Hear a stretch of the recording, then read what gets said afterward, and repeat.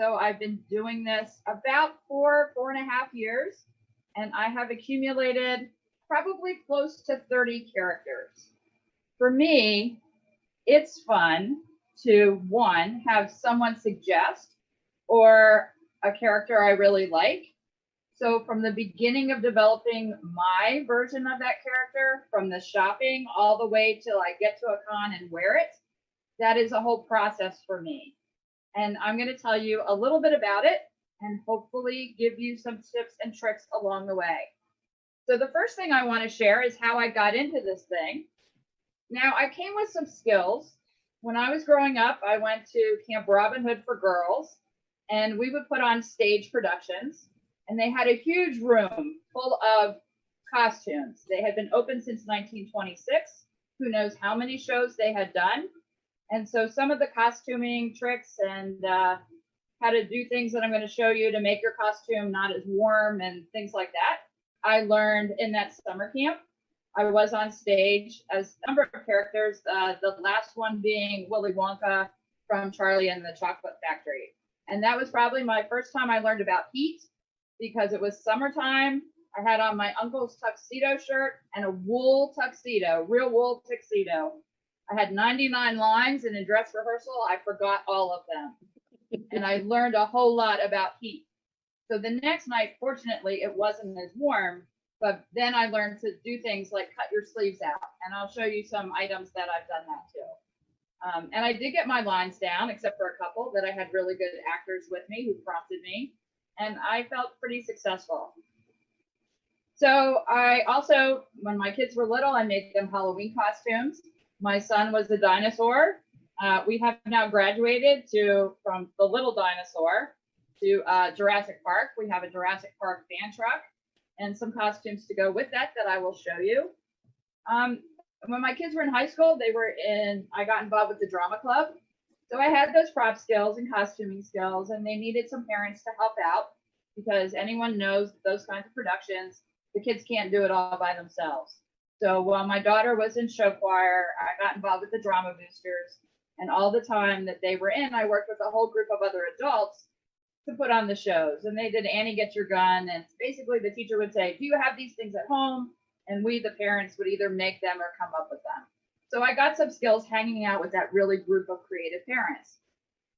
And I stayed around another 2 years after my kids left, because the next group of kids did not have the same amount of parental support. So I said, well, I love this, so I will continue to help you with props and costumes. And I did that for another 2 years.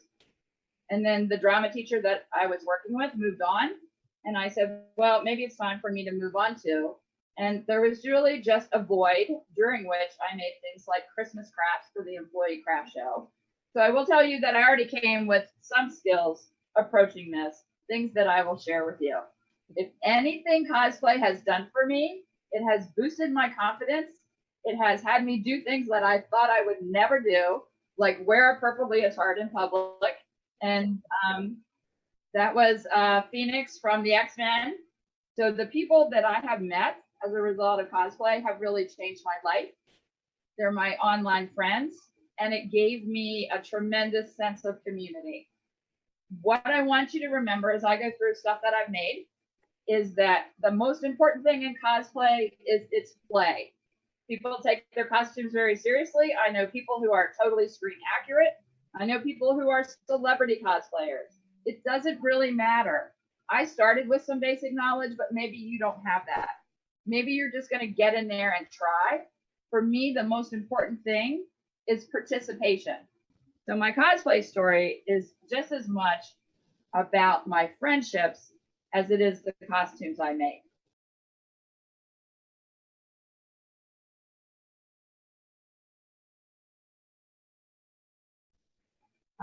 I've done Connie Frazier from Stranger Things.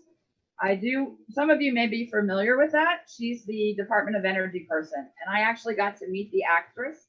That was the other time I got to get pictures. I don't have any handy to show you, but I will tell you, in the movie, in the Stranger Things, the guy should have shot her at the door, because no one who says they're a social worker is going to be in a Burberry trench coat. That's a very high-end brand. You can't even pick up a used one for under a couple $100. So what do I do when I approach a character? I look at what are the style items and what they're wearing. So this is a men's trench coat. It cost me about $15 because it was half price at the mission. And it had the elements of the Burberry. So it had lapels. It had these nice, I don't know what to call them, but straps on it. And it actually, even though it was a men's and didn't fit me as well as a women's, it had all the style elements. Now, Burberry has their own patented clasp. See, I get a little obsessed, and sometimes I have to put it up on the big screen to see the details. But I added this little clasp just like you would have in a Burberry, because I get a little obsessed with my characters when we do them.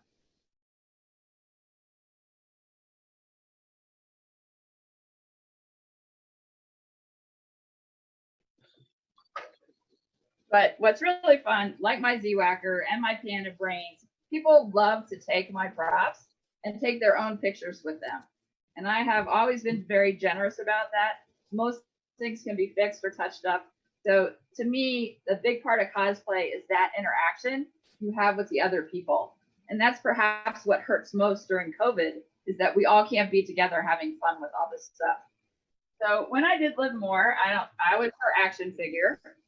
But this is actually my lab coat. And then I often put my own little touches.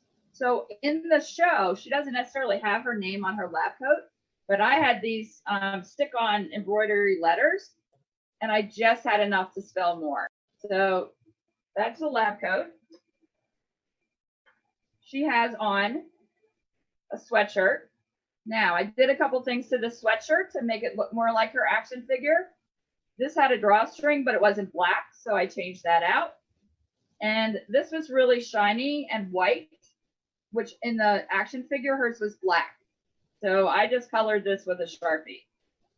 There you go. And then she had on this wild striped dress. This was probably the one that hurt me the most, because this was like a very expensive Banana Republic dress, but it had long sleeves. So I actually cut the sleeves out. And then I wear this with black leggings and boots and my Pan of Brains, and I'm Liv Moore.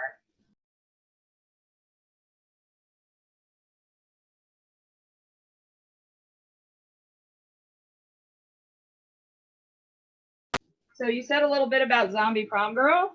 There's me doing Thriller at the Hagerstown Suns. Hopefully you can see that. Zombie Prom Girl is one of my favorites. It got big points from my friends. So I'll just show it to you real quick. It was pretty easy. I had this dress. I found out you couldn't dry clean it. So it just kind of hung in my closet. So when I went to kind of do Zombie Prom Girl, it's basically acrylic paint. You can see the skin that it was actually layers of acrylic paint peeled off. And I have since made some entrails to fall out of her stomach, but they aren't on there right now, because this is definitely one of my favorites. I got a simple underskirt from eBay. I can actually wear this with other things. It's a little bloody, but you know, it will go under other garments.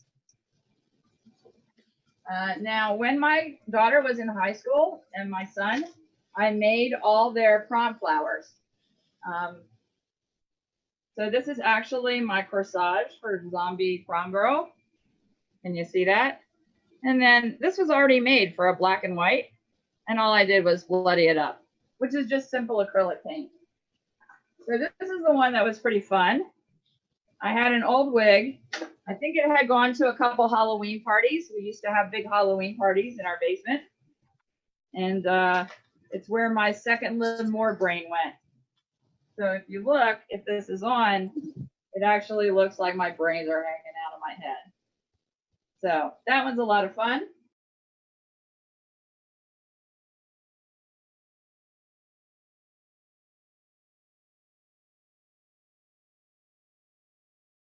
So I'm going to talk a little bit about how this is made, because one of the things as props mom that I do for whenever I can in my costumes is, one, I thrift.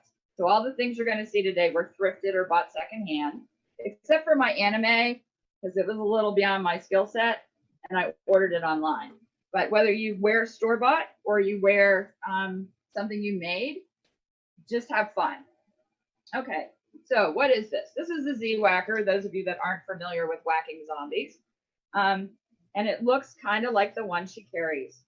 So this is basically a $1 roached foam bat from Goodwill, electrical tape, a little silver paint.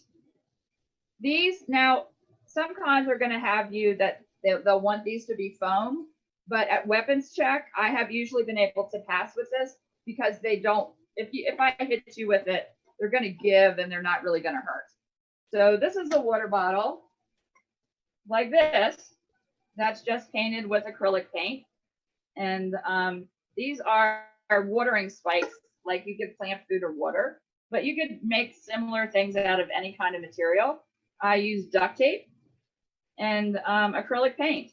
And there's lots of information online about how you do this. Okay, so you mentioned weapon check. Can you say a few words about what a weapon check is? Okay, so cons are all about safety. So if you have any weapon-looking props, let's see some examples. So like this is Power Rangers. They're going to check it, this little tag. They're going to tag your weapon. That means that that has passed whatever the con's safety rules are. Different cons have different rules. Some are more lenient. I think as time goes on, they'll get more restrictive. So for example, you might bring in a prop gun that's plastic, that doesn't fire, that doesn't have any moving parts. The same with bows. They're going to want your bow unstrung. They're going to want your arrows not to have tips or soft tips. Basically, they don't want anybody hurt with a weapon. So if you have anything resembling a weapon, they'll also do bag checks. And some cons will tag your bag after a bag safety check. So it's just really about safety. Almost all of them ban any type of airsoft weapon, even if they're modified. So Nerf is probably the most common types of weapons that you'll see. People sand them down, paint them to a whole variety of things. I made one weapons build. It would pass because it's just goofy.